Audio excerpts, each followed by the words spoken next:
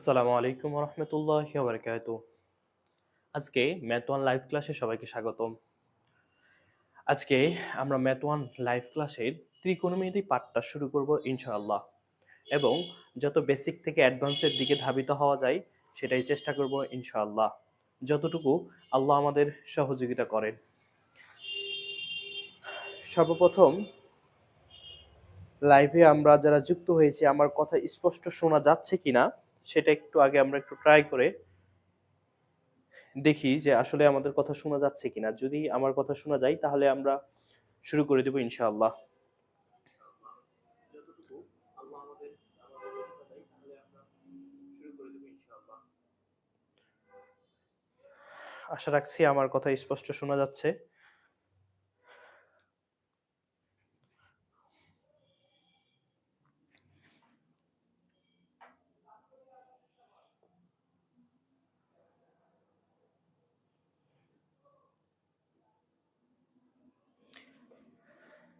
তাহলে চলো শুরু করি ত্রিকোণমিতি। ত্রিকোণমিতি জিনিসটা আমরা খুব সহজে কিভাবে বেসিক থেকে অ্যাডভান্স পর্যন্ত যাওয়া যায় সেটা আমরা দেখবো ইনশাআল্লাহ। তাহলে ত্রিকোণমিতি কথাটার অর্থ কি আসে সেটা আগে আমরা বোঝার চেষ্টা করি। যে এখানে আমরা যদি কথাটুকু একটু ভেঙে ভেঙে লিখি, ঠিক আছে? ত্রি মানে হচ্ছে তিন, ত্রি মানে হচ্ছে তিন, কোণ মানে হচ্ছে কোণ, আর মিতি মানে হচ্ছে পরিমাপ করা। আমরা পরিমাপ করাটার অর্থই হচ্ছে মিতি বোঝায়। তাহলে তিন কোণের পরিমাপ, তিন কোণের পরিমাপ। আমাদের তিন কোণের সমষ্টি যে জিনিসটা আমরা পাই, তিন কোণের সমষ্টি যে জিনিসটা পাই সেটাই হচ্ছে আমাদের ত্রিকোণমিতি। মূলত এই তিন কোণকে নিয়ে যে আলোচনা করে সেটাই হচ্ছে ত্রিকোণমিতি। যে এই যে তিনটা কোণ, এখন তিনটা কোণ আমরা বিভিন্ন জিনিসে দেখতে পাই। তিনটা কোণ কি পাই? বিভিন্ন জিনিসে দেখতে পাই। তিনটা কোণ এভাবে হতে পারে, একটা কোণ, এটা আর একটা কোণ, আবার এটা একটা কোণ। এটা হচ্ছে তিনটা কোণ। এখানে আমি তিনটা কোণকে আবার আবদ্ধ করছি। কি করছি? তিনটা কোণকে আবদ্ধ করে ফেলছি। তাহলে এই যে ত্রিকোণমিতি, এই ত্রিকোণমিতি কোন জিনিসগুলোকে নিয়ে আলোচনা করে? যেটা একটা একটা আলাদা আলাদা কোণ থাকে সেটা, নাকি যেটা তিনটা কোণ এক জায়গায় আবদ্ধ থাকে সেটা? আমরা ত্রিকোণমিতির এই যে তিনটা কোণ, যদি একটা, এটা মনে করলাম একটা কোণ, এটা দুইটা কোণ, এটা তিনটা কোণ।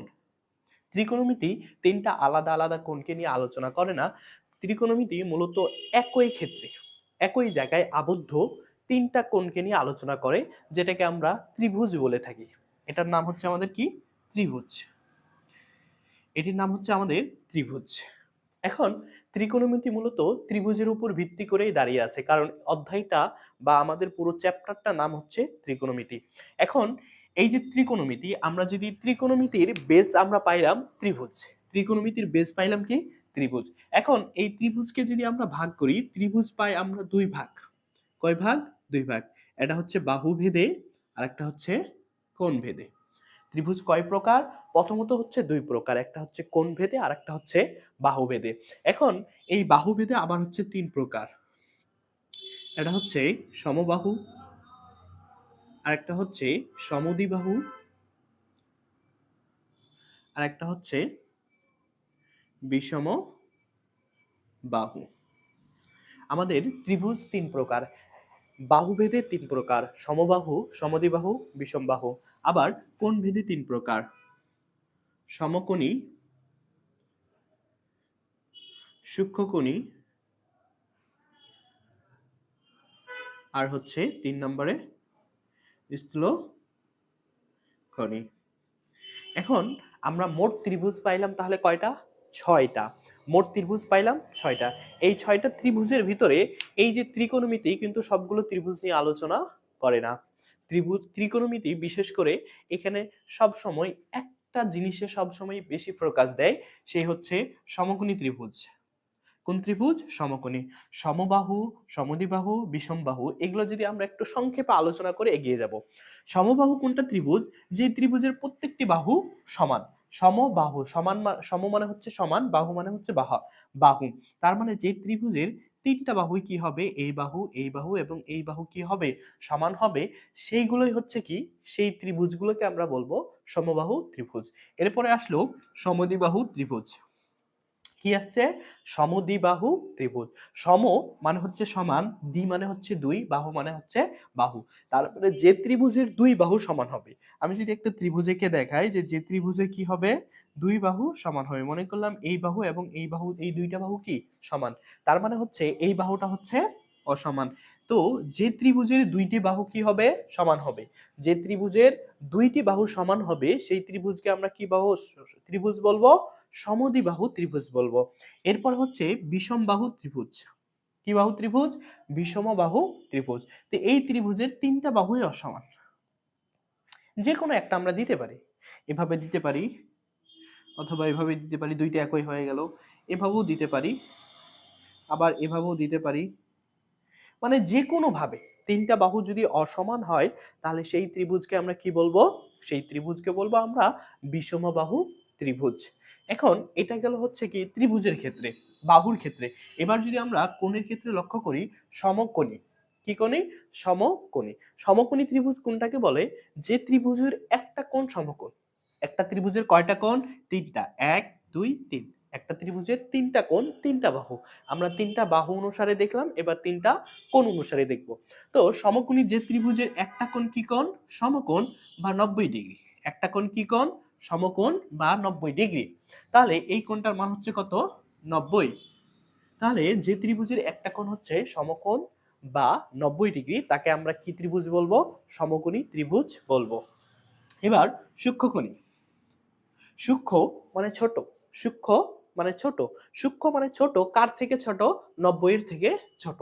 90 এর থেকে ছোট, তার মানে কোন ত্রিভুজের যদি কি হয়, একটা কোণ হচ্ছে 90 ডিগ্রি থেকে ছোট হয়। যেমন আমরা যদি এভাবে দেখি, তাহলে এই কোণটা হচ্ছে কি 90 ডিগ্রি থেকে ছোট। 90 ডিগ্রি এতটুকু, আর এটা হচ্ছে কি 90 ডিগ্রি থেকে ছোট, তার মানে এটা হচ্ছে কি কোণী? সূক্ষ্মকোণী ত্রিভুজ। এবার স্থূলকোণী। এগুলো হচ্ছে আমাদের 5-6 এর পড়া। এখন আমি একটু জাস্ট রিমাইন্ড করতেছি, একটু জাস্ট কি করতেছি? রিমাইন্ড করতেছি। স্থূলকোণী মানে হচ্ছে বড় একটা কোণ। স্থূলকোণী মানে কি? এটা বড় কোণ। কিসের থেকে বড়? 90 এর থেকে বড়। কার থেকে বড়? 90 এর থেকে বড়। যদি আমি একটা ত্রিভুজ অঙ্কন করি, এই হচ্ছে আমাদের কি কোণী? স্থূলকোণী ত্রিভুজ। এইখানে হচ্ছে আমাদের 90 ডিগ্রি কোণ, এটা হচ্ছে 90 ডিগ্রি থেকে বেশি। তো যে ত্রিভুজের কোণ 90 ডিগ্রি থেকে কোনো একটা ত্রিভুজের যদি কোণ কি হয় 90 ডিগ্রি থেকে বেশি হয়, তাহলে সেই ত্রিভুজের কি হবে? সেই ত্রিভুজটাকে বলবো আমরা স্থূলকোণী ত্রিভুজ। এখন কথা হচ্ছে, আমরা ত্রিভুজ পাইলাম প্রথমত দুই প্রকার, তারপরে একটা হচ্ছে বাহুভেদে, একটা হচ্ছে কোণভেদে। বাহুভেদে ত্রিভুজ তিন প্রকার: সমবাহু, সমদ্বিবাহু এবং হচ্ছে কি বিষমবাহু। আবার কোণভেদে তিন প্রকার: সমকোণী, সূক্ষ্মকোণী আর স্থূলকোণী। এখন কথা হচ্ছে যে এই যে আমরা যে চ্যাপ্টার নিয়ে আলোচনা করতেছি ত্রিকোণমিতি, ত্রিকোণমিতি মূলত কোনটাকে ফোকাস দেয় বা ত্রিকোণমিতির বেস কোনটার উপরে দাঁড়ানো? আমরা যখন অষ্টম শ্রেণীতে পড়ি, অষ্টম শ্রেণীতে যখন আমরা পড়ি তখন একটা শিখছিলাম হচ্ছে পিথাগোরাস, একজন বিজ্ঞানী নাম। এই পিথাগোরাসের উপপাদ্য আমরা শিখছিলাম। তো মূলত ত্রিকোণমিতি বেস করে বা ত্রিকোণমিতির ভিত্তি স্থাপন হয়েছে মূলত সমকোণী ত্রিভুজ বা পিথাগোরাসের যে উপপাদ্য আমরা যেটা সাধারণত পড়ে থাকি, যে অতিভুজ স্কয়ার ইকুয়াল লম্ব স্কয়ার প্লাস ভূমি স্কয়ার। তো সেটার উপর ভিত্তি করেই হচ্ছে কি এই যে ত্রিকোণমিতি এই পর্যন্ত এসেছে। মূলত পিথাগোরাসের উপপাদ্যর উপর হচ্ছে বেস, পিথাগোরাসের উপর ভিত্তি করেই হচ্ছে আমাদের সম্পূর্ণ ত্রিকোণমিতি আমরা নির্ভর করে থাকি। তাহলে এখানে আমরা যে 6টা ত্রিভুজ পেলাম, 6টা ত্রিভুজের প্রতি মধ্যে সমবাহুর আলোচনা খুবই কম, সমদ্বিবাহুর আলোচনা খুবই কম, বিষমবাহুর আলোচনা খুবই কম। আমি যে নেই সেটা বলতেছি না, আমরা যখন হচ্ছে ত্রিভুজের ধর্মাবলী দেখব তখন দেখব সমবাহু আসবে, সমদ্বিবাহু আসবে, আসবে। এখন বিশেষ করে সূক্ষ্মকোণী, স্থূলকোণী এই দুইটার ব্যবহার নেই বললেই চলে। এখন এইখানে সব থেকে মোস্ট ভেরি ভেরি ইম্পর্টেন্ট হচ্ছে সমকোণী ত্রিভুজ। সমকোণী ত্রিভুজের সব থেকে বেশি আলোচনা করা হচ্ছে কে? ত্রিকোণমিতি। আমরা যত প্রবলেম সলিউশন করব, যদি 100 প্রবলেম দেখি 100 প্রবলেমের ভিতরে প্রায় 60+ প্রবলেম হচ্ছে সমকোণী ত্রিভুজের ভিতর থেকে। তাহলে সমকোণী ত্রিভুজের যদি আমরা A to Z শিখতে পারি, সমকোণী ত্রিভুজ কি সেটা জানতে পারি, তাহলে ত্রিকোণমিতি আমাদের কাছে খুবই সহজ হয়ে যাবে। আচ্ছা, আমার কথা এবং আমার লেখা কি অস্পষ্ট বা কোনো কিছু সমস্যা হলে অবশ্যই আমাকে কমেন্ট করে জানাতে হবে। আমরা যারা ভিডিওটা দেখছি, আমার কথা কোনো কিছু কি সমস্যা মনে হচ্ছে? সমস্যা হলে অবশ্যই কমেন্টে বা আমার কোনো কথা বুঝা না গেলে অবশ্যই আমাকে কমেন্ট করে জানাতে হবে।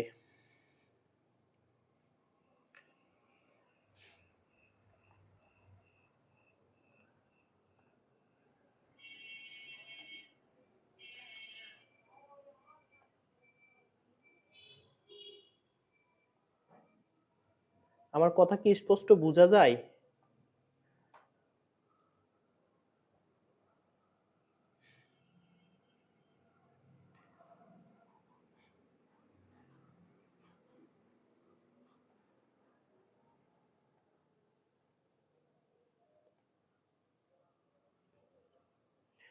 আমি একটু চেক দিয়ে আবার ক্লাসে চলে যাব ইনশাআল্লাহ।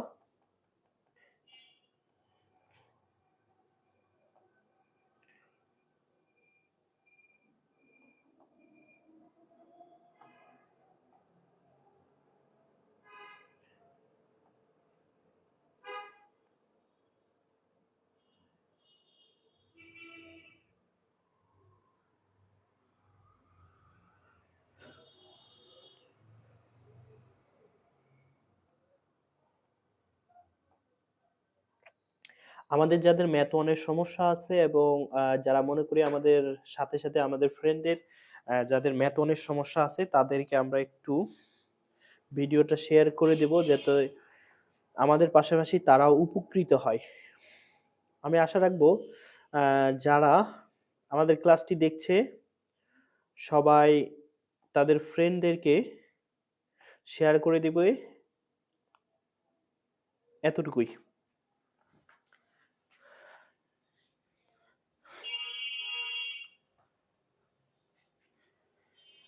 তাহলে চলো শুরু করি আবার।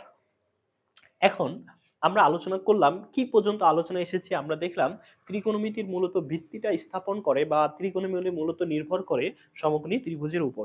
তাহলে এখন আমরা আলোচনা শুরু করব সমকোণী ত্রিভুজ, তারপরে আমরা বইয়ের ভিতরে যাব। আমরা কিন্তু একবারে বেসিক যত গভীরে যাওয়া যায়, আমি মনে করি যে এর থেকে আর গভীরে না যাওয়াটাই বেটার মনে করতেছি, কারণ আমরা অনেক বেসিক যেগুলো আমরা হচ্ছে ক্লাস 5-6 এ পড়েছিলাম সেই জিনিসগুলো একটু আমি তোমাদের রিমাইন্ড করেছিলাম, কারণ 5-6 এর অনেকের এই জিনিসগুলো আমি যদি বলি সমবাহু সমদ্বিবাহু বিষমবাহু সমকোণী সূক্ষ্মকোণী স্থূলকোণী 100 স্টুডেন্টের মধ্যে আমাদের যারা আছে প্রায় দেখা যায় যে 10-15 জন, 100 স্টুডেন্টের মধ্যে 10 জনও পারবে কিনা আমার সন্দেহ, কারণ এগুলো আমরা হচ্ছে যে জাস্ট পড়ার সময় পড়ি তারপরে আর ভুলে যাই। তাহলে মূলত এখন আমরা যেটা থেকে আলোচনা শুরু করব ত্রিকোণমিতির যে ভিত্তি, আমরা হিউজ পরিমাণ প্রবলেম পাবো সমকোণী ত্রিভুজ দিয়ে। হিউজ এত পরিমাণ প্রবলেম আছে ত্রিকোণমিতি, এই ত্রিকোণমিতির সমকোণী ত্রিভুজ দিয়ে আমরা ম্যাথগুলো করলেই বুঝতে পারবো। তাহলে সবশেষে যেটা আমরা পাইলাম সমকোণী ত্রিভুজ, কি পাইলাম? সমকোণী ত্রিভুজ। তাহলে আগে একটু আমরা আলোচনা করব সমকোণী ত্রিভুজ, তারপরে বইয়ে যাব। সমকোণী ত্রিভুজ তুমি যদি ভালো করে ক্লিয়ার হও, ভালো করে যদি বুঝতে পারো, তাহলে তোমার জন্য পুরো ত্রিকোণমিতিটা অনেক অনেক অনেক সহজ হয়ে যাবে। তাহলে সমকোণী ত্রিভুজ এটা হচ্ছে আমাদের সমকোণী ত্রিভুজ, এটা হচ্ছে আমাদের সমকোণ। এখন কথা হচ্ছে যে সমকোণী ত্রিভুজের তিনটা জিনিস আছে। কি আছে? সমকোণী ত্রিভুজের তিনটা জিনিস আছে, একটা ভূমি আছে, একটা লম্ব আছে, আর একটা কি আছে? অতিভুজ আছে। লম্ব ভূমি অতিভুজ, লম্ব ভূমি অতিভুজ। আমাদের অধিকাংশের একটা জিনিস প্রবলেম হয় যে আমরা লম্ব এবং ভূমিটা চিনতে পারি না। সাপোজ আমি যদি ত্রিভুজটা এভাবে দিয়ে দিই, ত্রিভুজটা এভাবে, এটা যদি আমাদের 90 ডিগ্রি কোণ দেয়, এটা আমাদের 90 ডিগ্রি কোণ, তাহলে অনেকেই বলতে পারে না যে এখানে ভূমি কোণটা, কোনটা লম্ব, কোনটা অতিভুজ। এখানে খুবই সহজ, যে আমাদের সমকোণীর বিপরীতে যে বাহুটা থাকবে, সমকোণের বিপরীতে, সমকোণ মানে কত? 90। সমকোণ মানে কত? 90। সমকোণ মানে কত? 90। সমকোণ মানে হচ্ছে 90 ডিগ্রি। অনেক সময় অনেকে এটাও ভুল করে, যখন ক্লাসে জিজ্ঞাসা করে অনেকেই ভুল করে যে সমকোণ মানে কত ডিগ্রি, 90 ডিগ্রি ভুলে যায়। আবার সরল কোণ মানে কত কোণ?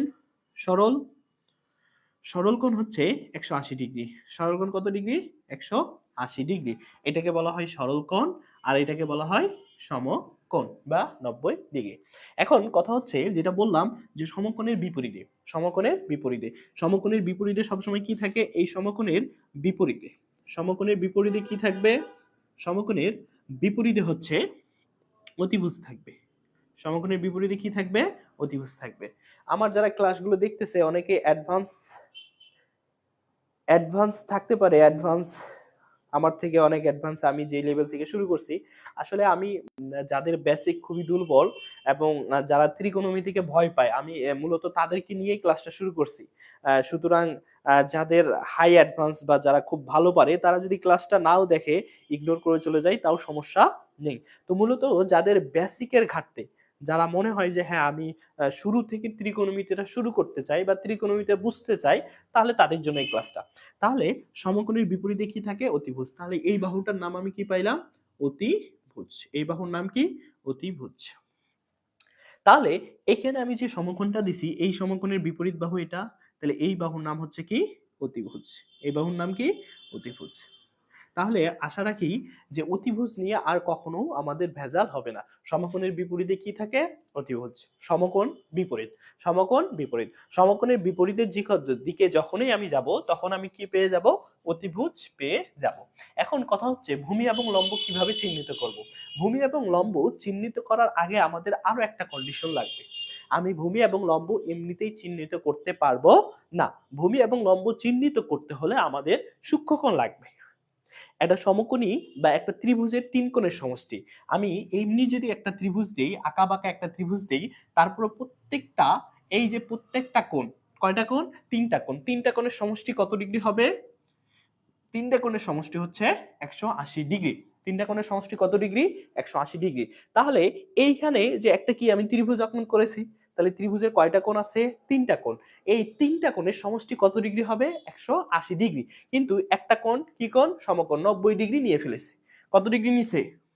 90 degree already has gone, 90 degree চলে গেছে। তাহলে আছে কত ডিগ্রি? আর 90 ডিগ্রি আছে। তাহলে 90 ডিগ্রি, তার মানে যেহেতু দুইটা কোণ আছে, তার মানে অবশ্যই 90 থেকে কম আছে। তাহলে 90 থেকে কম, একটু আগে আমরা কি দেখলাম? যেটা 90 ডিগ্রি থেকে কম সেটাই হচ্ছে কি কোণ? সূক্ষ্মকোণ। যেটা 90 ডিগ্রি থেকে কম সেটা কোণ, সেটা হচ্ছে কি কোণ? সূক্ষ্মকোণ। 90 ডিগ্রি থেকে কম কোণই মানে হচ্ছে সেটা সূক্ষ্মকোণ। তাহলে এইখানে আমি দেখতেছি আমার এখানে সূক্ষ্মকোণ কয়টা? এটা একটা, এটা একটা। সূক্ষ্মকোণ কয়টা? দুইটা। এখন কথা হচ্ছে যে সূক্ষ্মকোণ দুইটা, তাহলে আমি কিভাবে বুঝবো কোনটা আমার লম্ব, কোনটা আমার ভূমি? কোনটা আমার লম্ব, কোনটা আমার ভূমি? এখন এখান থেকে যদি আমি লম্ব এবং ভূমিটা চিহ্নিত করতে চাই, লম্ব এবং ভূমি যদি আমি চিহ্নিত করতে চাই, লম্ব এবং ভূমি যদি চিহ্নিত করতে চাই, তাহলে যে কোনো আমাকে একটা সূক্ষ্মকোণ রাখতে হবে, আর একটা সূক্ষ্মকোণ কি করতে হবে? হটাইতে হবে। আমি সূক্ষ্মকোণের সাপেক্ষে লম্ব এবং ভূমি বের করতে পারি। কিসের সাপেক্ষে? সূক্ষ্মকোণের সাপেক্ষে। আবার কিসের সাপেক্ষে? সূক্ষ্মকোণের সাপেক্ষে।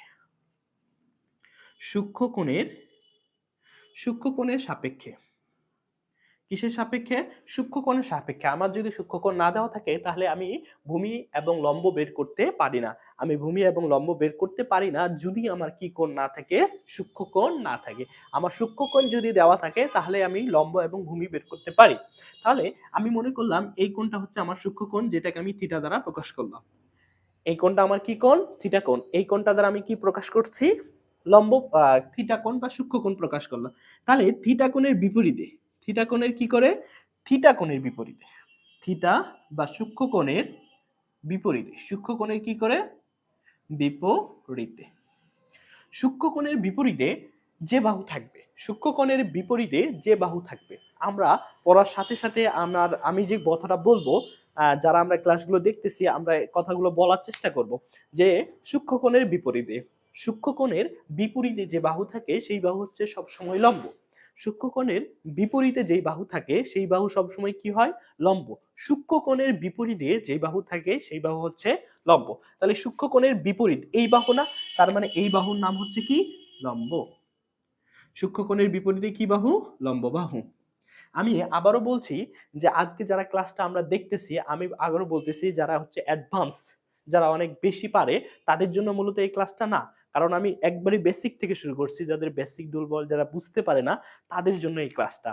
যারা মনে করে যে হ্যাঁ আমি ত্রিকোণমিতি পারি বা ত্রিকোণমিতির বেসিক আমার হার্ড আছে, তাহলে তারা আরো দুই একটা লাইভ ক্লাস দেখার পরে তারা যদি ক্লাসে আসে, তাহলে তাদের জন্য অনেক সহজ বা বুঝতে পারবে।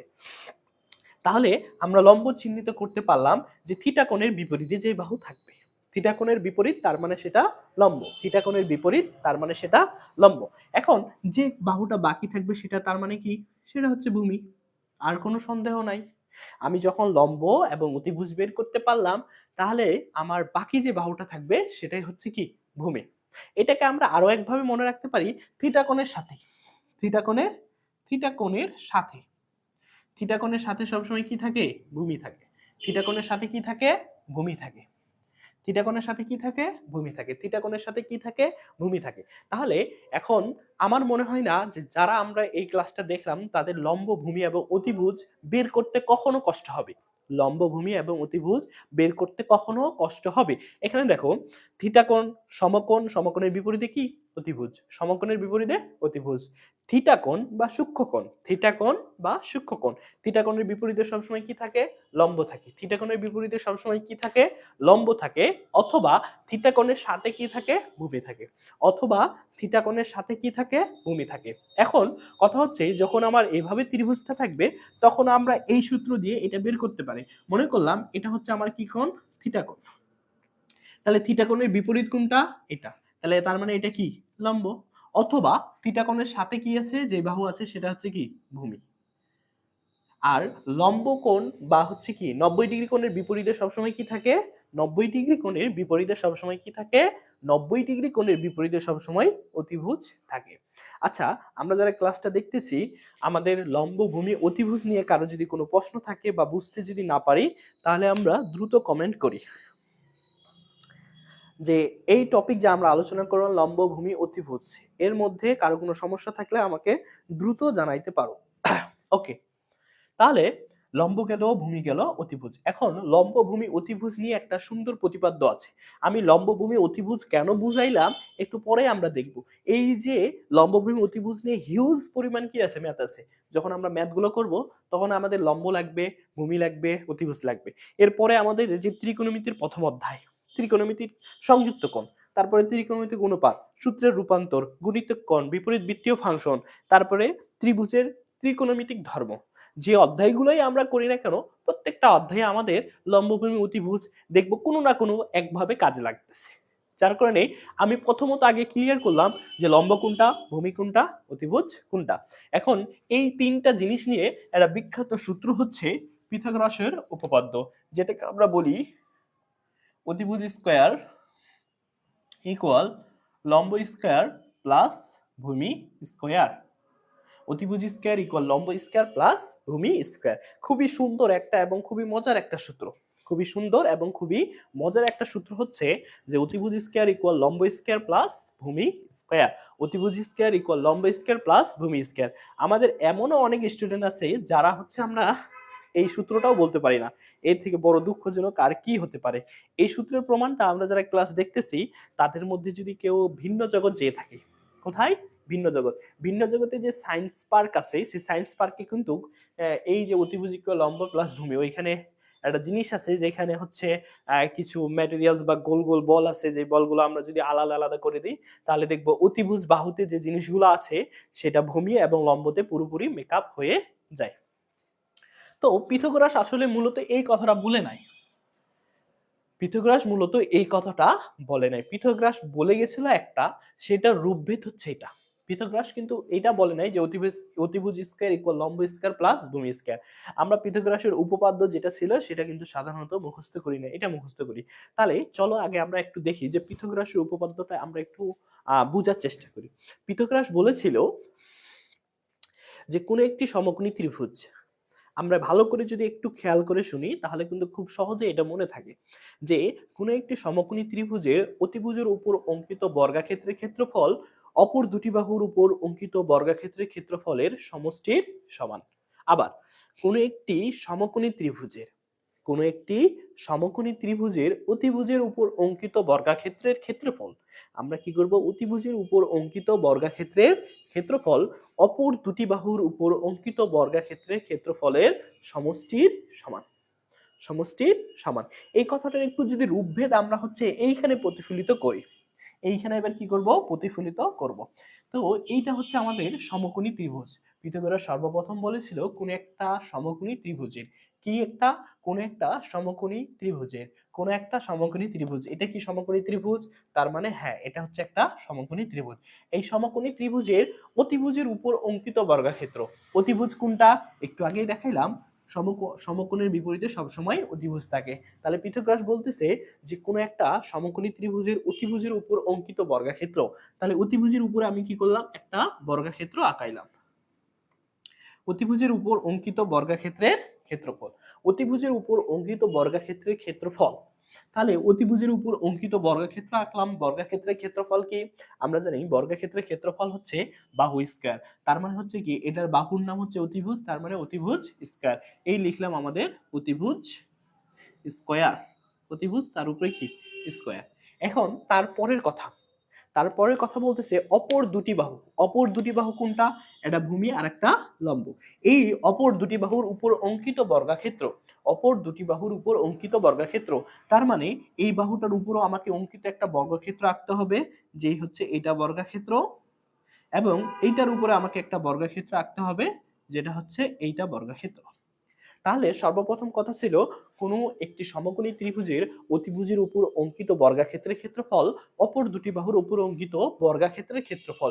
এই দুইটা বাহুর বর্গাক্ষেত্রের ক্ষেত্রফল, বর্গ আঁকছি, তাহলে এটার যদি ক্ষেত্রফল অঙ্কন করি তাহলে কি হচ্ছে লম্ব স্কয়ার, এটার বর্গ কি হচ্ছে লম্ব স্কয়ার, এটার বর্গ হচ্ছে কি ভূমি স্কয়ার। বলছে যে কোনো একটা সমকোণী ত্রিভুজের অতিভুজের উপর অঙ্কিত বর্গাক্ষেত্রের ক্ষেত্রফল অপর দুটি বাহুর উপর অঙ্কিত বর্গাক্ষেত্রের ক্ষেত্রফলের সমষ্টির সমান। এই হচ্ছে সমষ্টি, এই হচ্ছে সমান। আমাদের পিথাগোরাস বলে গেছিল এটা, যে কোনো একটা সমকোণী ত্রিভুজের, যারা ক্লাসটা দেখতেছি আমরা মনে মনে বলি কোনো একটা সমকোণী ত্রিভুজের কি, কোনো একটা সমকোণী ত্রিভুজের অতিভুজের উপর অঙ্কিত বর্গাক্ষেত্রের ক্ষেত্রফল অপর দুটি বাহুর উপর অঙ্কিত বর্গাক্ষেত্রের ক্ষেত্রফলের সমান। আবার কোনো একটা সমকোণী ত্রিভুজের অতিভুজের উপর অঙ্কিত বর্গাক্ষেত্রের ক্ষেত্রফল অতিভুজের উপর অঙ্কিত বর্গাক্ষেত্রের ক্ষেত্রফল অপর দুটি বাহুর উপর অঙ্কিত বর্গাক্ষেত্রের ক্ষেত্রফলের সমান। অপর দুটি বাহুর উপর অঙ্কিত বর্গাক্ষেত্রের ক্ষেত্রফলের সমান। আশা করি আমরা এই জিনিসটা বুঝছি। এর প্রমাণ করা যায়, আমরা প্রমাণের দিকে যাচ্ছি না, খুব সহজে এটা প্রমাণ করা যায়। তোমরা চাইলেই 3-4-5 মেথডে এটা প্রমাণ করে বাসায়ও দেখতে পারো। এটার মান দিলে 3, এটা হচ্ছে 4, এটা হচ্ছে 5। তাহলে 3 এর উপরে স্কয়ার ইকুয়াল 4 এর উপরে স্কয়ার ইকুয়াল 5 এর উপরে স্কয়ার। তাহলে এটাও আসে কত 25, এটাও আসে 5×5 25। তোমরা চাইলেই কোনো একটা লম্ব আঁকলা, যে লম্বের বাহুর মান দিবা 4, ভূমি বাহুর মান দিবা কত 3, দিয়ে এটা মেপে দেখবা, স্কেল দিয়ে মেপে দেখবা অবশ্যই কি হতে হবে 5 হতে হবে। এটা অবশ্যই হতে হবে, অবশ্যই হতে হবে, এর দ্বিতীয় কোনো উপায় নেই, হতেই হবে। যদি কোণ 90 ডিগ্রি না হয় তাহলে কিন্তু মেটবে না। কোণ যদি 90 ডিগ্রি বা সমকোণ 100-এ 100 থাকে তাহলে অবশ্যই 3-4-5 মেথড অবশ্যই মিলতে হবে। তোমরা যাদের মধ্যে সন্দেহ আছে যে এটা মিলবে না, তাহলে তারা কি করবে, অবশ্যই ট্রাই করতে পারবো যে হ্যাঁ এটা মিলে কিনা। ওকে, তাহলে চলো আমরা শুরু করি, সামনের দিকে এগিয়ে যাই। তাহলে এতক্ষণ পর্যন্ত আমরা যা আলোচনা করলাম, ত্রিকোণমিতি জিনিসটা কি, ত্রিকোণমিতি কার উপরে বিশেষ করে ভিত্তি করে সেটা দেখলাম। তারপরে দেখলাম যে ত্রিভুজ কয় প্রকার, ত্রিভুজের উপরে মূলত দাঁড়িয়ে আছে কি ত্রিকোণমিতি। এখন এই ত্রিভুজ কয় প্রকার, ত্রিভুজ দেখলাম প্রথমত 2 প্রকার, একটা হচ্ছে বাহুভেদে, একটা হচ্ছে কোণভেদে। বাহুভেদে 3 প্রকার, সমকোণী সূক্ষ্মকোণী বাহুভেদে 3 প্রকার, সমবাহু সমদ্বিবাহু বিষমবাহু। কোণভেদে 3 প্রকার, সমকোণী সূক্ষ্মকোণী স্থূলকোণী। প্রত্যেকটা ত্রিভুজের সংজ্ঞা দেখলাম, চিত্র দেখলাম, এরপরে আলোচনা করলাম সমকোণী ত্রিভুজ। সমকোণী ত্রিভুজের সর্বোচ্চ যে একটা উপপাদ্য সেটা হচ্ছে কি লম্ব স্কয়ার ভূমি স্কয়ার ইকুয়াল অতিভুজ স্কয়ার, পিথাগোরাসের উপপাদ্য। সেই পিথাগোরাসের উপপাদ্যের ব্যাখ্যা দেখলাম, উপপাদ্য শিখলাম, তারপরে লম্ব বের করা শিখলাম, ভূমি বের করা শিখলাম, অতিভুজ বের করা শিখলাম। এবার আমরা এই যে ত্রিকোণমিতি জিনিসটা বুঝতে হলে আরো মোস্ট একটা ইম্পর্টেন্ট হচ্ছে আমাদের কোয়াড্রেন্ট বা চতুর্ভাগ বুঝতে হবে। কি বুঝতে হবে, কোয়াড্রেন্ট বা চতুর্ভাগ। আমরা যদি প্রথম যে আমাদের ত্রিকোণমিতির ম্যাথমেটিক্স 1-এ আছে সংযুক্ত কোণ, এই সংযুক্ত কোণ সম্পূর্ণটা নির্ভর করে কার উপরে, ত্রিকোণমিতি সংযুক্ত কোণ, এটা সম্পূর্ণটাই আমাদের একটা জিনিসের উপরে আছে, সেটা হচ্ছে কি এই যে আমাদের চতুর্ভুজ। এই চতুর্ভাগ বা আমাদের কোয়াড্রেন্ট, এই কোয়াড্রেন্ট বা চতুর্ভাগ আমরা যদি কি করতে পারি, ক্লিয়ার হতে পারি, তাহলে কিন্তু আমাদের পুরো যে প্রথম অধ্যায়টা আছে, প্রথম অধ্যায় বা ত্রিকোণমিতির প্রথম অধ্যায় এবং হচ্ছে আমাদের ম্যাথমেটিক্স 1-এর 7 অধ্যায়, তাহলে এটা আমাদের কাছে অনেকটা সহজ হয়ে যাবে। আমি আবারও একটা কথা বলছি, যে আমাদের আজকের ক্লাসটা যারা অ্যাডভান্স শিক্ষার্থী আছে তাদের জন্য না। আমাদের ক্লাসটা হচ্ছে যারা একটু দুর্বল, যাদের বেসিক খারাপ, যারা বুঝতে পারে না, স্যারদের কথা বুঝতে পারে না, ক্লাসে বুঝতে পারে না, ফ্রেন্ডদের কাছে বুঝতে পারে না, তাদের জন্য আজকে আমাদের ক্লাস। যে কতভাবে তোমাকে বোঝানো যায়, তুমি বুঝবে না, তার মানে তোমাকে আমি বুঝিয়ে ছাড়বো ইনশাআল্লাহ, যদি তুমি লেগে থাকো। যদি তুমি লেগে থাকো আমি তোমাকে ত্রিকোণমিতি অবশ্যই অবশ্যই শেখাবো ইনশাআল্লাহ। তবে তোমাকে লেগে থাকতে হবে এবং তোমার জানার এবং শিখার আগ্রহ থাকতে হবে। তুমি লেগে থাকো এবং জানার এবং শিক্ষার যদি আগ্রহ থাকে, তাহলে তোমাকে আমি ত্রিকোণমিতি এত সহজ করে দিব, এত সহজ করে দিব, যা তোমার কল্পনার বাইরে ইনশাআল্লাহ। তাহলে চলো শুরু করি কোয়াড্রেন্ট। এখন আমরা দেখব কি কোয়াড্রেন্ট, বা যেটার বাংলা নাম হচ্ছে কি চতুর্ভাগ। বাংলা নাম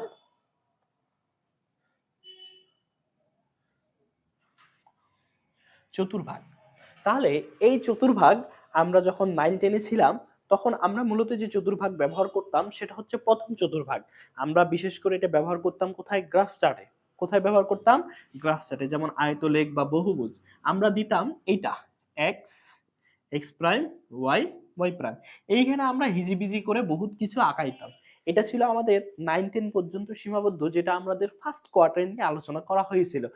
সেকেন্ড, থার্ড বা ফোর্থ, এই পরের যে কোয়াড্রেন্ট গুলো আছে এই কোয়াড্রেন্ট গুলো নিয়ে কিন্তু আমাদের 9-10 এর সিলেবাসে ছিল না। যখন আমরা 9-10 এর সিলেবাস থেকে বের হয়ে বোর্ডের সিলেবাস বা আরো উচ্চতর সিলেবাসে আসলাম, তখন কিন্তু আমাদের বাকি যে কোয়াড্রেন্ট গুলো আছে দ্বিতীয়, তৃতীয়, চতুর্থ, 9-10 যাদের হায়ার ম্যাথ ছিল তাদের এই অধ্যায়টা ছিল। 9-10 এর হায়ার ম্যাথে কিন্তু ছিল, কিন্তু যারা জেনারেল ম্যাথ ছিল, যাদের হায়ার ম্যাথ ছিল না, তাদের কিন্তু এই জিনিসটা ছিল না, দ্বিতীয়, তৃতীয়, চতুর্থ। তাহলে আমরা প্রথম জিনিসটাই শিখছিলাম, আজকে আমরা দ্বিতীয়, তৃতীয় এবং চতুর্থ বিষয়টা নিয়ে একটু আলোচনা করব। তাহলে এখানে আমি যেটা দিলাম সেটা হচ্ছে এই কোয়াড্রেন্টের 4টা ভাগ।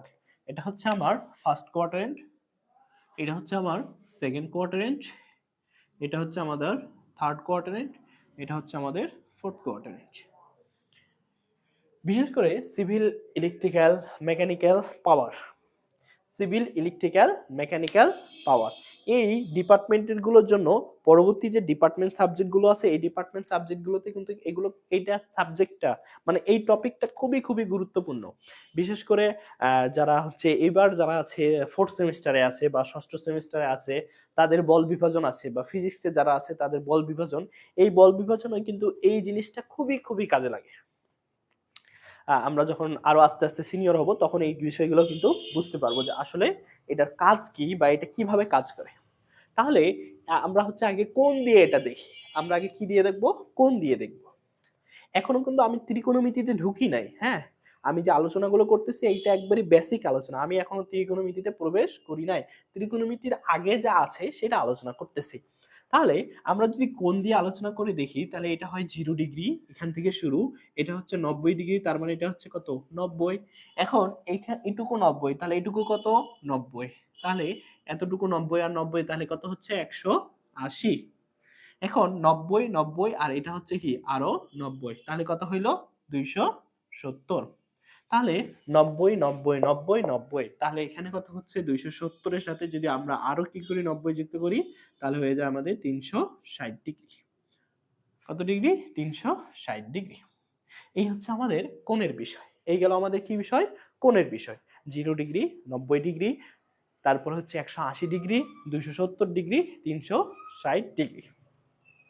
এখন কথা হচ্ছে যে আমরা যে কোনো চতুর্ভাগে একটা করে ত্রিভুজ অঙ্কন করতে পারি। এই প্রথম কোয়াড্রেন্টে একটা ত্রিভুজ অঙ্কন করতে পারি এইভাবে, সেকেন্ড কোয়াড্রেন্টে একটা ত্রিভুজ অঙ্কন করতে পারি এইভাবে, থার্ড কোয়াড্রেন্টে একটা ত্রিভুজ অঙ্কন করতে পারি এইভাবে, ফোর্থ কোয়াড্রেন্টে এইভাবে একটা ত্রিভুজ অঙ্কন করতে পারি এইভাবে। এখানে প্রত্যেকটা আমি যে ত্রিভুজগুলো আঁকলাম, এটা হচ্ছে আমাদের 1 নম্বর ত্রিভুজ, এটা হচ্ছে 2 নম্বর ত্রিভুজ, এটা হচ্ছে 3 নম্বর, এটা হচ্ছে 4 নম্বর। এই 4টা ত্রিভুজের মিল কিন্তু একটা জিনিস আছে। 4টা ত্রিভুজের মিল কি আছে তোমরা বলতে পারো? আচ্ছা, এখানে যারা আমরা ক্লাস দেখছি, এই 4টা ত্রিভুজ যে আঁকলাম 1 2 3 4, এই 4টা ত্রিভুজের মধ্যে মিল কি আছে একটু আমাকে কমেন্ট করে জানাবে যে এই 4টা ত্রিভুজের মধ্যে মিল কি আছে।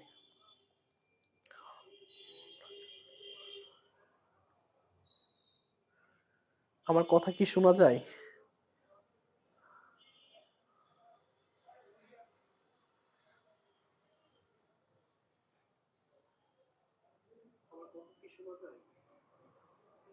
শোনা যাচ্ছে। আচ্ছা, এই চারটা ত্রিভুজের মধ্যে মিল কি আছে একটু?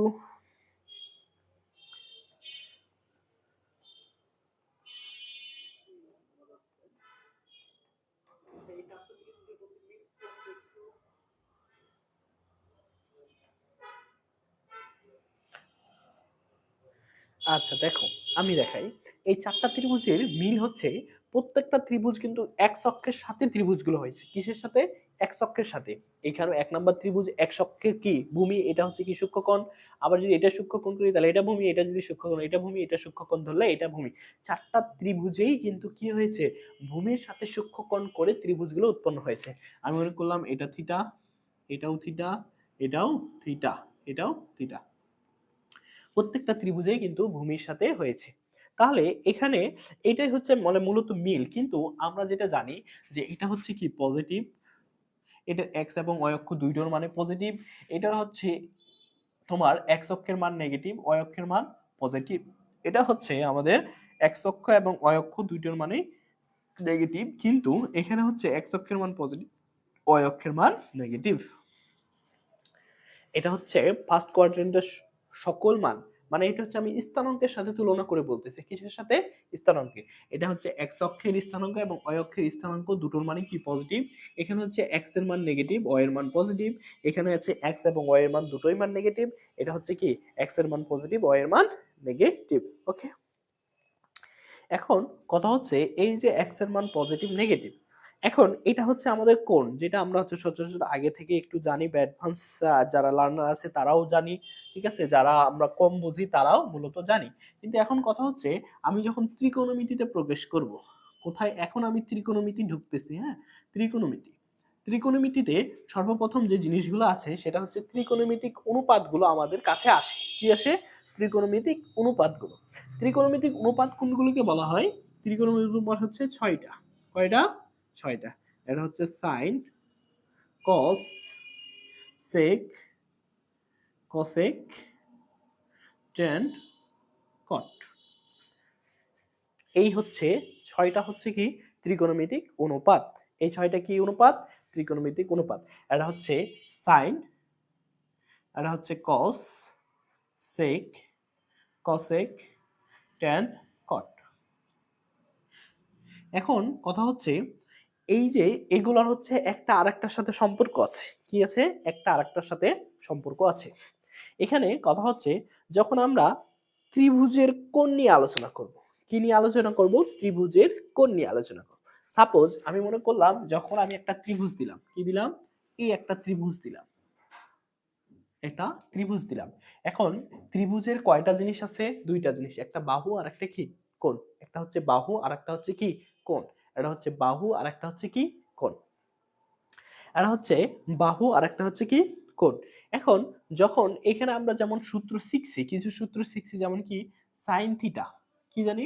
সাইন থিটা, সাগরে লবণ আছে, লম্ব বাই অতিভুজ, লম্ব বাই কি অতিভুজ, সাগরে লবণ আছে। তো এটা যদি আমি থিটা কোণ দেই তাহলে এটা হচ্ছে আমার কি লম্ব, আর এটা হচ্ছে কি ভূমি। আমি যদি একটু নাম দেই, এটা মনে করলাম এ, এটা হচ্ছে বি, এটা হচ্ছে সি। তাহলে উপরে আসে হচ্ছে লম্ব বাই সাইন থিটা হচ্ছে সাগরে লম্ব লবণ আছে, লম্ব বাই অতিভুজ, তার মানে হচ্ছে এসি বিসি। এটা হচ্ছে সাইন থিটা। আবার আমি যখন এই ত্রিভুজের সাথে কল্পনা করলাম, কিসের সাথে? ত্রিভুজের সাথে কল্পনা করলাম। এই ত্রিভুজের সাথে যখন আমি কল্পনা করতেছি তখন এই সাইন থিটার বিপরীত কি? 1 বাই কসেক। 1 বাই কি theta? Cosec theta. Sine theta সমান সমান কি? Cosec theta. আবার কসেক থিটা সমান সমান কি? কসেক থিটা সমান সমান হচ্ছে কি 1 বাই সাইন থিটা। যখন আমি সমকোণী ত্রিভুজ কি করলাম, যখন আমি সমকোণী ত্রিভুজ এবং বাহুর মধ্যে আলোচনা করতেছি তখন আমি কি পাচ্ছি? সাইন থিটা সমান সমান 1 বাই কসেক থিটা। তার মানে সাইনের বিপরীত কি? কস। সাইনের বিপরীত কি? কস। এখানে মূলত আমরা আলোচনা করতেছি বাহু নিয়ে। কি নিয়ে? বাহু নিয়ে। কি নিয়ে? বাহু নিয়ে। কি নিয়ে? বাহু নিয়ে। যখন আমরা মূলত বাহু নিয়ে, ত্রিভুজের কি নিয়ে? বাহু নিয়ে আলোচনা করব, তখন সাইনের বিপরীত কি হবে? কসেক। সাইনের বিপরীত কি হবে? কসেক। যখন আমরা ত্রিভুজের ত্রিকোণমিতিক অনুপাত দিয়ে আমরা কি করব, বাহুর সাথে বাহুর সম্পর্ক নিয়ে আসার চেষ্টা করব। কিসের সাথে? বাহুর সাথে বাহুর সম্পর্ক। কিসের সাথে? বাহুর সাথে বাহুর সম্পর্ক নিয়ে আসার চেষ্টা করব। তখন সাইনের বিপরীত হচ্ছে কসেক। সাইনের বিপরীত কি? কসেক। এখানে যেমন উদাহরণ দেখালাম যে সাইন সমান সমান কি, সাগরে লবণ আছে, লম্ব ভাগ অতিভুজ। এগুলো আমরা ছন্দ আকারে 9 10 এ পড়েছিলাম যে সাগরে লবণ আছে, লম্ব ভাগ অতিভুজ। এখন কথা হচ্ছে যে সাইনের বিপরীত হচ্ছে কসেক, 1/cosec। এখন ঠিক তেমনই হচ্ছে যখন আমরা কোণ নিয়ে আলোচনা করি, শুধু কোণ নিয়ে, কি নিয়ে? কোণ নিয়ে। যেমন সাইন 30 ডিগ্রি, সাইন 30 ডিগ্রি এর মান কত হচ্ছে? হাফ। সাইন কত? 30 ডিগ্রির মান হাফ। তার মানে এখানে আমি কি নিয়ে আলোচনা করতেছি? কোণ নিয়ে। কি নিয়ে? কোণ নিয়ে আলোচনা করতেছি। তখন সাইনের বিপরীত চলে আসে কি? কস। সাইনের বিপরীত চলে আসে তখন কি? কস। সাইন 0 ডিগ্রির মান যেটা, সাইন 90 ডিগ্রির মান সেটা। সাইন কত? 0 এর মান যেটা, কস 90 এর মান সেটা। কস 30 এর মান যেটা, সাইন 30 এর মান যেটা, কস 60 এর মান সেটা। কস 45 ডিগ্রির মান যেটা, সাইন 45 ডিগ্রির মানও তা। আবার সাইন 60 মান যত, কস 30 মান তত। সাইন 90 এর মান যত, কস 0 ডিগ্রির মান তত। এটা হচ্ছে আমাদের সাইন, এটা হচ্ছে আমাদের কস। তাহলে সাইন 30 আর হচ্ছে হয়ে গেল কি?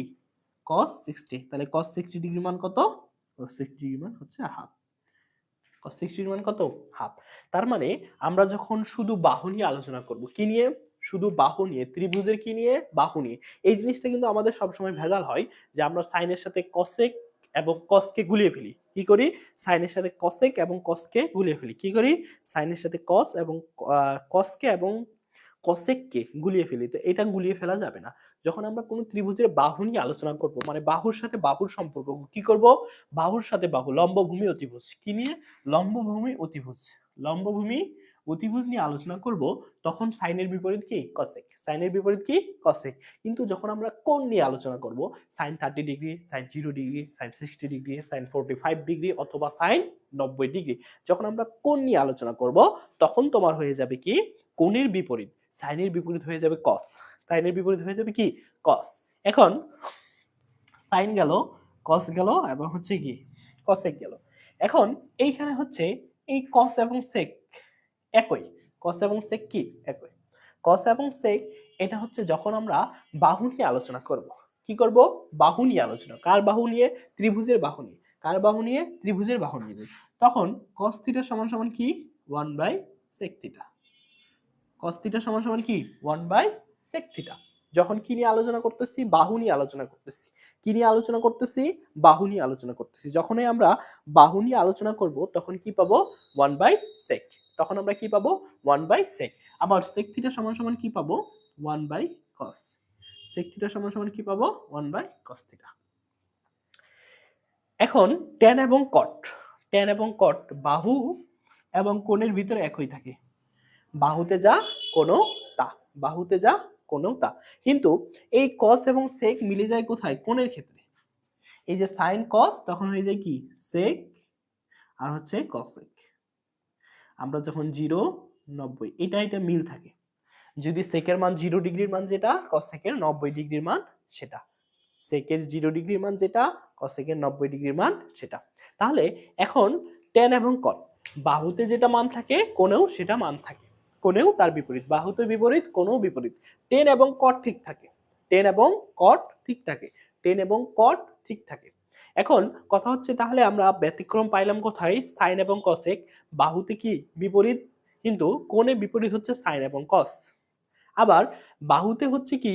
cos হচ্ছে sec এর বিপরীত, sec হচ্ছে cos এর বিপরীত। কিন্তু কোণে হয়ে যায় sec cosec এর বিপরীত, cosec হয়ে যায় sec এর বিপরীত। আর tan এবং cot বাহুতে যা, ভূমিতেও তা। tan থিটা সমান সমান আমরা কি লিখতে পারি? tan থিটা সমান সমান 1/cot থিটা। আবার cot থিটা সমান সমান 1/tan থিটা। আবার এখানেও tan থিটা এবং cot থিটা কি? একই। tan theta cot theta. সবগুলো মান কি হবে? উল্টো হবে। তার মানে বাহুতে এবং কোণে দুইটার মান একই থাকবে। এখন কথা হচ্ছে যখন আমরা কি করব? এই অনুপাতগুলোকে বর্গ করে দেব। অনুপাতগুলোকে কি করব? বর্গ করে দিব। তখন আবার একটু চেঞ্জ হবে। তখন কি হবে? আবার একটু চেঞ্জ হবে। তখন চলে আসবে কি?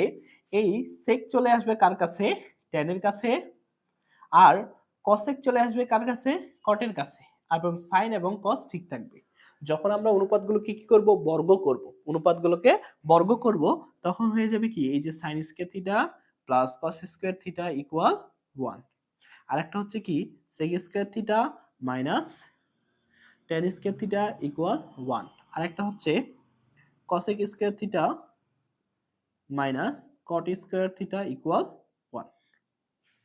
তাহলে ব্যতিক্রম হচ্ছে কয় জায়গায়, 3 জায়গায়। যখন আমরা বাহু নিয়ে আলোচনা করলাম তখন সাইনের বিপরীত কি ছিল, যখন আমরা বাহু নিয়ে আলোচনা করলাম, কি নিয়ে আলোচনা করলাম, বাহু নিয়ে আলোচনা করলাম, তখন সাইনের বিপরীত হয়ে গেল কি, কসেক।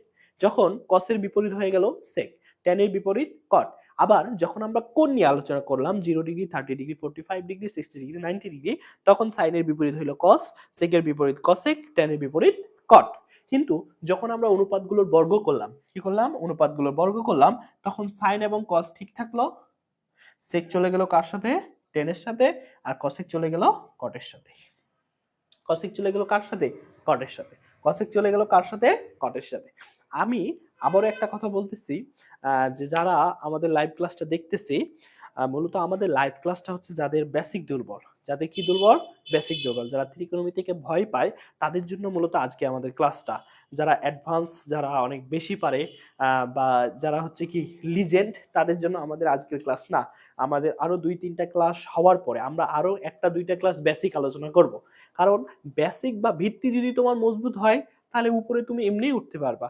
তোমার যদি কি হয়, গোড়া যদি লড়বড়ে হয় তাহলে তুমি 5তলা বিল্ডিং উঠায়ও টিকবে না। আর গোড়া যদি মজবুত হয় তুমি একটু পরে উঠাও, কি করলা, ওই আমাদের সিভিল ইঞ্জিনিয়ার ভাষায়, যে তুমি গোড়া কি করলা না, ভিত্তিটা কি করলা না, মজবুত করলা না। ভিত্তি মজবুত করলা না, তুমি 5তলা বিল্ডিং বানাইলা, সেই বিল্ডিং 2 বছরও টিকলো না। আর তুমি কি করলা, ভিত্তিটা বা তোমার ভিত্তি বা গোড়াটা ঠিক রাখলা, গোড়াটা ঠিক রাখলা, 1 বছরে 5তলা না তুলে তুমি 5 বছরে 5তলা বিল্ডিং তুললা, সেই বছর তোমার 50 বছর বা 100 বছর চলে যাবে। তাহলে লাভবান হইল কে, ওই ভিত্তি নির্ভর করে 1 বছরে 5তলা দেওয়ার থেকে আমার ভিত্তি শক্ত করে 5 বছরে 5তলা দেওয়া অনেক ভালো। তো আজকে আমাদের ক্লাসটা মূলত যাদের ভিত্তি দুর্বল, বা যারা মনে করে যে আমি আমি ত্রিকোণমিতিকে অনেক ভয় পাই, বা ত্রিকোণমিতি আমার কাছে অনেক হার্ড, বা আমি ত্রিকোণমিতি ছেড়ে দিতে যাই, তাদের জন্য আজকে আমাদের ক্লাসটা। তাহলে চলো আমরা এইখানে যা যা দেখলাম, এইখানে আমরা প্রথমত যে জিনিসটা দেখলাম যে ত্রিকোণমিতি অনুপাত হচ্ছে 6টা। একটা হচ্ছে সাইন, কস, সেন, সেক, কসেক, ট্যান, কট। এখন এইগুলোর মধ্যে কিছু কি আছে, সাংঘর্ষিক আছে, একটা আরেকটার সাথে কি আছে, বিপরীত আছে, একটা আরেকটার সাথে যুদ্ধ করে, ফাইট করে। তাহলে সাইনের আমরা 3টা জিনিস পাইলাম। একটা হচ্ছে কি, এটা হচ্ছে কি বাহু, এটা হচ্ছে কি পাইলাম, বাহু। 2 নম্বরে পাইলাম কোণ, 2 নম্বরে কি পাইলাম, কোণ। 3 নম্বর হচ্ছে বর্গ, 3 নম্বর হচ্ছে কি, বর্গ। বাহুতে একটা বিপরীত হয়, কোণে একটা বিপরীত হয়, বর্গতে আরেকটা হয়ে যায়। তাহলে বাহুতে কি হয়, বাহুতে সাইনের বিপরীত কি, কসেক। বাহুতে কি হয়, যারা দেখতেছি বলি, বাহুতে কি হয়, সাইনের বিপরীত কসেক। সাইনের বিপরীত কি, কসেক। বাহুতে কসের বিপরীত কি হয়, সেক। বাহুতে কসের বিপরীত কি হয়, সেক। আবার ট্যানের বিপরীত কট, বাহুতে ট্যানের বিপরীত কি, কট। বাহুতে ট্যানের বিপরীত কট।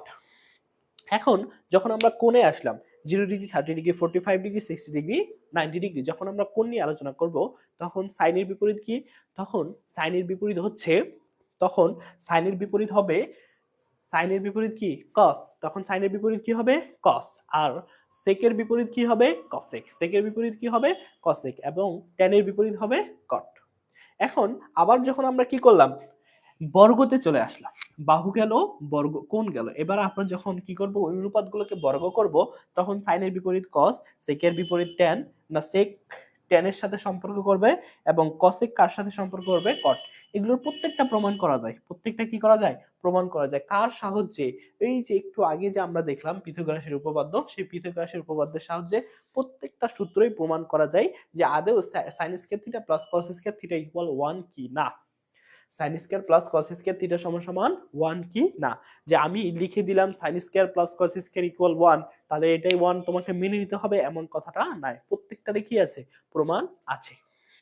সাপোজ ছোট্ট যদি একটা দেখাই, 1 নাম্বারটা যদি ছোট্ট করে প্রমাণটা একটু দেখাই, তাহলে এখানে দেখাই, ওইখানে sign square theta, sine square এটা হচ্ছে আমাদের কি লেফট হ্যান্ড সাইড, এটা হচ্ছে আমাদের লেফট হ্যান্ড সাইড, এটা সমান সমান আমরা 1 এটা প্রমাণ দেখাবো। দেখো sign square theta plus cos square theta, এটা হচ্ছে আমাদের কি left hand side, left hand side. তাহলে সাইন স্কয়ার থিটা সমান সমান আমরা বাহু নিয়ে কাজ করব। সাইন স্কয়ার থিটা সমান সমান কি জানি, সাগরে লবণ আছে, লম্ব ভাগ অতিভুজ। তাহলে লম্ব হচ্ছে কি এসি আর অতিভুজ হচ্ছে বিসি, তাহলে AC square divided by BC square. যেহেতু সাইনের উপরে স্কয়ার ছিল তাহলে বাহুর উপরে তো অবশ্যই কি হবে, স্কয়ার হবে। এবার প্লাস ছিল প্লাস কস, কসের সূত্র কি জানি, কবরে ভূত আছে, ভূমি ভাগ অতিভুজ, ভূমি ভাগ অতিভুজ। ভূমি হচ্ছে এবি, অতিভুজ হচ্ছে বিসি। ভূমি হচ্ছে এবি, অতিভুজ হচ্ছে বিসি। এটার উপরেও স্কয়ার ছিল, স্কয়ার দিলাম। এবার আমরা কি করব, লসাগু করব। দুইটার লসাগু কি হচ্ছে বিসি স্কয়ার, তাহলে বিসি মিলে গেল AC square plus AB square. তাহলে এখন এসি স্কয়ার এবি স্কয়ার, এই যে সমকোণী ত্রিভুজ ছিল, এই সমকোণী ত্রিভুজে যদি আমরা পিথাগোরাসের উপপাদ্য দিই তাহলে কি হবে বলো দেখি। অতিভুজ স্কয়ার তার মানে কি বিসি স্কয়ার ইকুয়াল কি লব্ব স্কয়ার হচ্ছে এসি স্কয়ার, আর ভূমি হচ্ছে কি এবি স্কয়ার। তাহলে এবি আর এসি যেখানে থাকে সেখানে আমি কি লিখতে পারি, বিসি লিখতে পারি। তাহলে এখানে কি আছে, এবি এবং এসি আছে না, তাহলে এবি এবং এসির জায়গায় আমি কি লিখতে পারি, বিসি স্কয়ার। নিচে আমার ছিল বিসি স্কয়ার, তাহলে বিসি স্কয়ার কাটা থাকলো কি 1। এই যে রাইট হ্যান্ড সাইড প্রমাণিত, রাইট হ্যান্ড সাইড কি প্রমাণিত, রাইট হ্যান্ড সাইড প্রমাণিত। কি কঠিন কিছু আছে? এইভাবে প্রত্যেকটা প্রমাণ যত সূত্র আছে, আমি সূত্র চাইলে মুখস্থ রাখতে পারি, আবার যত সূত্র আছে সেগুলোর প্রমাণও দেখাইতে পারি। তাহলে অনেক ক্ষেত্রে আমাদের প্রমাণের প্রয়োজন হয় না, অনেক ক্ষেত্রে কি হয় না, প্রমাণের দরকার পড়ে না। তো সেই জন্য আমরা প্রমাণগুলো কি করি, ইগনোর করে চলি। তবে তোমার শিক্ষার সুবিধার্থে তোমার বেসিককে আরো ভিত্তি, বা তোমার যদি ভয় হয় যে আল্লাহ ভাই তো এটা লিখলো কিন্তু এটা কেমনে হয়, ভাই লিখলো বা একজন বিজ্ঞানী করে গেছেন, তাহলে সেটাকে আমি বিশ্বাস করে নিব, সেটা তো আমি বিশ্বাস করতে পারি না, সেটার প্রমাণ চাই। তো এইভাবেও প্রমাণ করা যায়। ওকে, তাহলে এখন আমরা মূলত যদি আরেকবার রিপিট করি যে আমরা কি কি দেখলাম, প্রথম থেকে রিপিট করি। আমরা প্রথমে যে জিনিসগুলো আলোচনা করলাম সেটা হচ্ছে ত্রিকোণমিতি নিয়ে আলোচনা করলাম। ত্রিকোণমিতি কি, কি নিয়ে আলোচনা করে, ত্রিকোণমিতির ভিত্তি কি, ত্রিকোণমিতির ভিত্তি পাইলাম কি ত্রিভুজ, ত্রিকোণমিতির ভিত্তিকে পাইলাম ত্রিভুজ। এই ত্রিভুজ কয় প্রকার, ত্রিভুজ হচ্ছে প্রথমত দুই প্রকার, একটা হচ্ছে বাহুভেদে আর একটা হচ্ছে কোণভেদে। বাহুভেদে কি কি সেগুলো দেখলাম, সেগুলোর আলোচনা দেখলাম। কোণভেদে কি কি, কত প্রকার, কি কি চিত্র সহ বিস্তারিত দেখলাম। এরপরে আমরা সমকোণী ত্রিভুজ দেখলাম, যে সবগুলো ত্রিভুজের থেকে সবচেয়ে বেশি আলোচনা করে ত্রিভুজ হচ্ছে সমকোণী ত্রিভুজ ত্রিকোণমিতিতে। তো সমকোণী ত্রিভুজের দেখলাম তিনটা বাহু আছে, একটা হচ্ছে ভূমি, একটা হচ্ছে লম্ব, আর একটা অতিভুজ। তাহলে আমরা প্রথমে ভূমি বের করা দেখলাম, তারপরে অতিভুজ বের করা দেখলাম, তারপরে লম্ব বের করা শিখলাম। এরপরে আমরা আসলাম হচ্ছে তারপরে আমরা দেখলাম হচ্ছে পিথাগোরাসের উপপাদ্য। কি দেখলাম, পিথাগোরাসের উপপাদ্য। তাহলে পিথাগোরাসের উপপাদ্য কি, কেমনে হয় না হয় সবকিছু দেখলাম। এরপরে আমরা কোয়াড্রেন্টে আসলাম। কোয়াড্রেন্টে এসে সর্বপ্রথম আমরা দেখলাম 0 degree, 90 degree, 180 degree, 270 degree, 360 degree. এখন ত্রিকোণমিতিতে ঢুকে আমরা দেখলাম ত্রিকোণের অনুপাত হচ্ছে 6টা, একটা sign, cos, sec, cosec, tan, কট। তাহলে sign, cos, sec, cosec, tan, কট এগুলোর মধ্যে সম্পর্ক আদৌ আছে কিনা। তাহলে সম্পর্ক যখন আমরা যাচাই করলাম তখন দেখলাম যে সম্পর্ক হচ্ছে কয়টা, তিন ভাবে সম্পর্ক হয়। একটা হচ্ছে বাহু দিয়ে, একটা হচ্ছে কোণ দিয়ে, আর একটা হচ্ছে বর্গ দিয়ে। তাহলে বাহু দিয়ে কিভাবে সম্পর্ক হয়, কে কার বিপরীত সেটা দেখলাম, যে বাহুতে সাইনের বিপরীত হয় কসেক, কসের বিপরীত হয় সেক, ট্যানের বিপরীত হয় কট। যখন আমরা কোণ নিয়ে আলোচনা করা দেখলাম যে সাইন 0, 30, 45, 60 অথবা 90, তখন আমরা দেখলাম সাইনের বিপরীত হয়ে যায় কে, কস, সেকের বিপরীত হয়ে যায় কসেক, এবং ট্যানের বিপরীত হয়ে যায় কট। এবার যখন আমরা কোণগুলোকে বা ত্রিকোণমিতিক অনুপাতগুলোকে যখন আমরা বর্গ করলাম, তখন আমরা যখন আমরা হচ্ছে কি করলাম, সম্পর্ক করলাম, তখন দেখি সাইনের বিপরীত কস হয়, সেকের বিপরীত ট্যান হয়, সেক এবং ট্যান হয়, এবং কস কি হয়ে যায়, কটের সাথে সম্পর্ক স্থাপন করে। এখন কথা হচ্ছে এই যে আমরা কোথায় আসবো, কোয়াড্রেন্টে আসবো। কোয়াড্রেন্টে আসলাম। এখন এই যে ছয়টা, কয়টা, ছয়টা, এই ছয়টাকে এখন আমাদের কি করতে হবে, কোয়াড্রেন্টে ভাগ করে দিতে হবে। তার মানে সম্পত্তি হচ্ছে কয়টা, একটা, দুইটা, তিনটা, চারটা।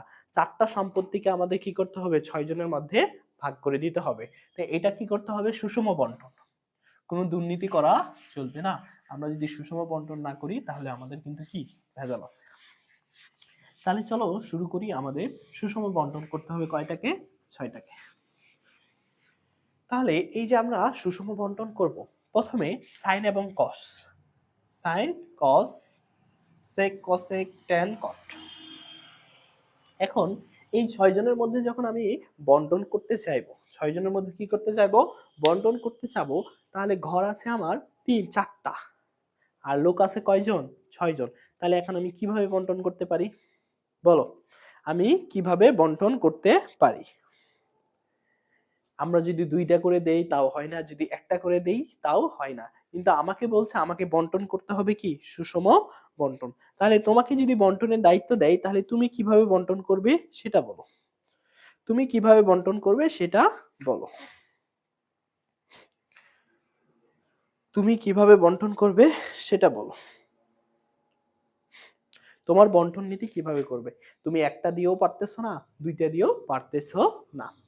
তাহলে এখন আমরা এখানে যখন আসলাম, যখন দেখছি যে 4টা কোয়াড্রেন্ট, কয়টা কোয়াড্রেন্ট? 4টা কোয়াড্রেন্ট। অনুপাত হচ্ছে কয়টা? 6টা। অনুপাত হচ্ছে কয়টা? 6টা। তার মানে আমি চেষ্টা করব যে 2টা করে ভাগ করে দিতে। যদি 2টা করে ভাগ করি তাহলে একটা ঘর ফাঁকা থাকে। তো একটা ঘর আমরা ফাঁকা রাখি। তাহলে প্রথম যে চতুর্ভাগ আছে, বিজ্ঞানীরা এটা বহুত বিশ্লেষণ আলোচনা আছে বহুত। তো আমি অত আলোচনা যাচ্ছি না এখন গভীরে, যেহেতু রাত অনেক হয়েছে, প্রায় 11:30 বেজতে আসছে। আমরা খুব তাড়াতাড়ি শেষ করে দিব আর 5-7 মিনিটের ভিতরে। তাহলে এখন দেখো, তো তো বিজ্ঞানীরা সর্বপ্রথম কি করছে? এই ঘরে সবাইকে রাখছে। এই ঘর সবার জন্য। এই ঘর কার জন্য? সাইনের জন্য, কসের জন্য, সেকের জন্য এবং কসেকের জন্য, সবার জন্য এই ঘর। তো 1 নাম্বার ঘর সবাই। তার মানে সবাই মানে সবাই সেখানে পজিটিভ, কেউ সেখানে নেগেটিভ না। যেখানে সবাই পজিটিভ সেটা হচ্ছে কোন কোয়াড্রেন্ট? First quadrant. ফার্স্ট কোয়াড্রেন্টে সবাই পজিটিভ।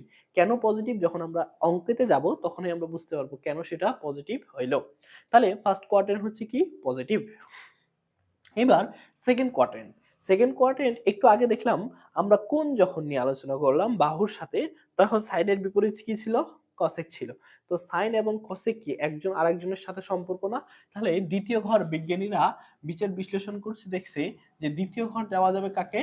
সাইন এবং কসেককে। কাকে? সাইন এবং কসেককে। তাহলে দ্বিতীয় ঘর দিয়ে দিছে কাকে? সাইন এবং কসেককে। তৃতীয় ঘর দিছে ট্যান এবং কটকে। আর চতুর্থ ঘর দিছে কাকে? সেক ও কসকে। সেক এবং কি? কসকে। সেক এবং কসকে। এখন কথা হচ্ছে যে এখানে সবাই পজিটিভ, এখানে সাইন এবং কস হচ্ছে পজিটিভ, বাকিরা হচ্ছে কি? নেগেটিভ। এখানে ট্যান এবং কট হচ্ছে পজিটিভ, বাকিরা হচ্ছে নেগেটিভ। এখানে সেক এবং কস হচ্ছে কি? পজিটিভ, বাকিরা সবাই নেগেটিভ।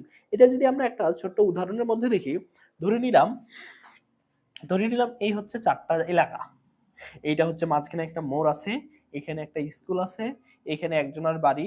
তোমার ধরো 3 ফ্রেন্ড, এখানে 3 জনের, 3 এলাকায় 3 জনের বাড়ি। আর আরেক এলাকায় হচ্ছে কি? স্কুল। আরেক এলাকায় কি আছে? স্কুল আছে। এখন এই হচ্ছে নাট, এ হচ্ছে বল্টু, আর এই হচ্ছে কি? আচ্ছা একটা নাম দাও। পোকা দিলাম, হ্যাঁ? নাট বল্টু আর পোকা, 3জন ফ্রেন্ড। নাট বল্টু আর পোকা।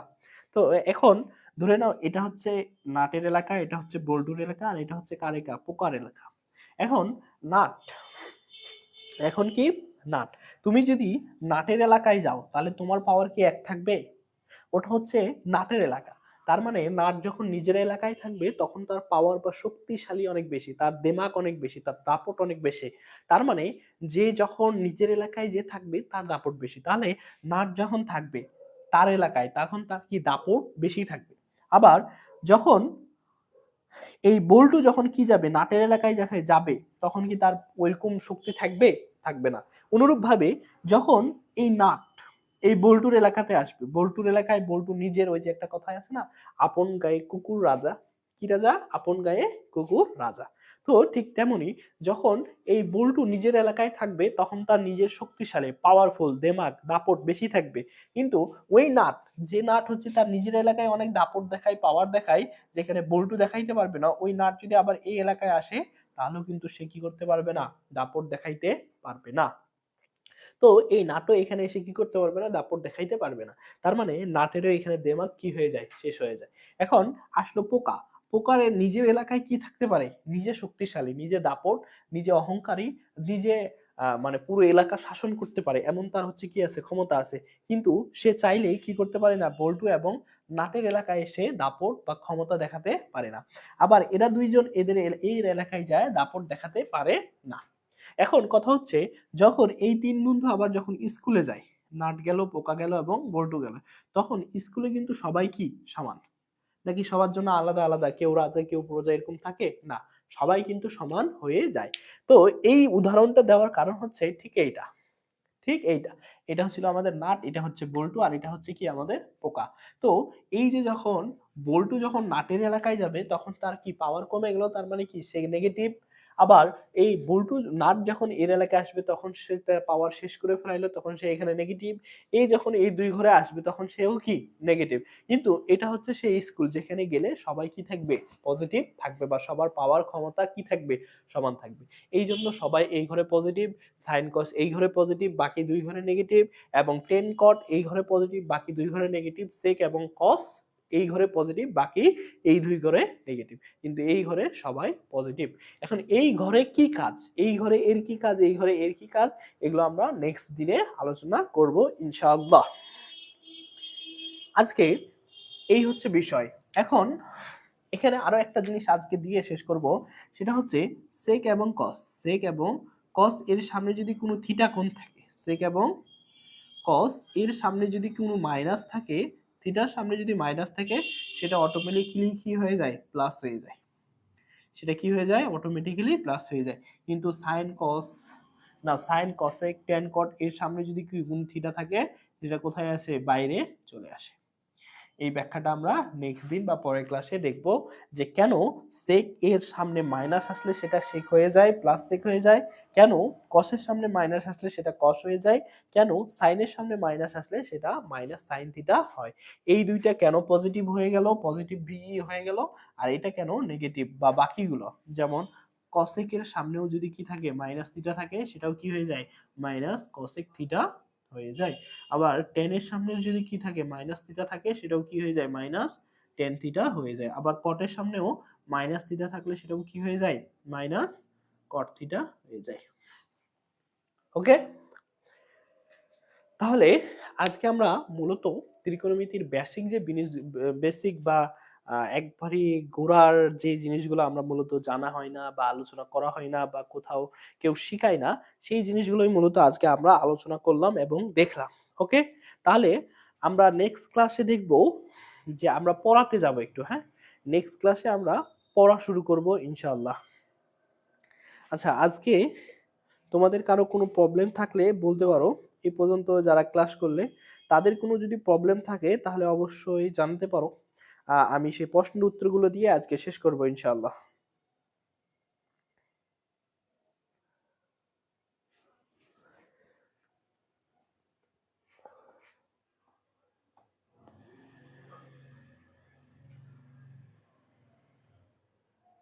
আমাদের ক্লাস প্রায় 1 ঘন্টা প্লাস হয়ে গেছে, 1 ঘন্টা 3 মিনিট। আমরা সচরাচর 1 ঘন্টা করেই ক্লাস নেওয়ার চেষ্টা করব, বা কখনো বেশি সময় লাগলে বেশি সময় নেব, তবে সচরাচর 1 ঘন্টা করে ক্লাসগুলো করার চেষ্টা করবো। এখন থেকে রেগুলার প্রতিদিন 9:30 অথবা 10টায় লাইভ ক্লাস শুরু হবে। কোনোদিন সন্ধ্যার পরে শুরু হতে পারে, অথবা 9টা অথবা 9:30টার দিকে প্রতিদিন লাইভ ক্লাসগুলো শুরু হবে ইনশাআল্লাহ। এবং প্রত্যেকদিন আমাদের প্রত্যেকটা যেইটাই ক্লাস হোক আমরা একবারে বেসিক থেকে শুরু করব এবং অ্যাডভান্স পর্যন্ত যাব। বেসিক থেকে শুরু করব। তোমার আমি একটু আগে যেটা বললাম, তোমার বেসিক দুর্বল হয়ে তুমি 5তলা বাড়ি তৈরি করলে তোমার কোনো লাভ নাই। তোমার বেসিক দুর্বল হয়ে তুমি 5তলায় যাও, কোনো লাভ নাই।